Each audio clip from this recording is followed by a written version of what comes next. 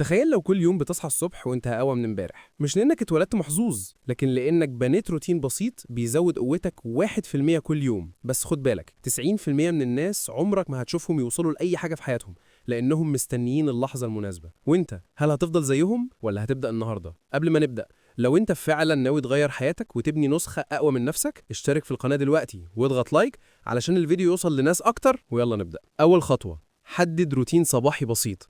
القوة اليومية بتبدأ من أول 10 دقايق في يومك، مش لازم تعمل إنجازات خارقة، محتاج بس اتساق. ابدأ ب3 حاجات فقط: تشرب كوباية مية، تعمل تنفس عميق لمدة دقيقة، ترتب سريرك.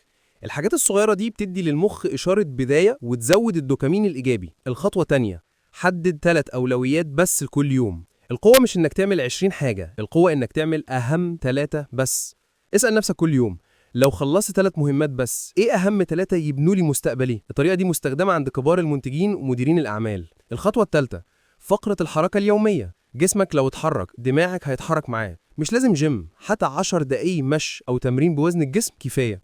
الدراسات بتاكد ان اقل نشاط يومي يقلل التوتر ويزيد الطاقه. الخطوة الرابعة، عزل ساعة الإنتاج. ساعة واحدة بدون موبايل بدون مشتتات هتفرق معاك بشكل مش طبيعي. اعملها في نفس الوقت كل يوم وخلي الناس حواليك يعرفوا إن الساعة دي مقدسة. الخطوة الخامسة، روتين النوم. لو نومك بايظ حياتك كلها هتتبهدل. قبل النوم ب30 دقيقة ابعد عن الشاشة، اقرأ صفحتين، خفف الإضاءة، هتنام أسرع وتصحى أحسن. ابدأ بحاجة واحدة بس من كل اللي قلته، وبعد أسبوع هتشوف الفرق بنفسك. ولو عايز نعمل فيديو عن روتين يناسبك شخصيا، اكتب في التعليقات، وما تنساش تعمل لايك واشتراك، لأن رحلتك هتبدأ من هنا.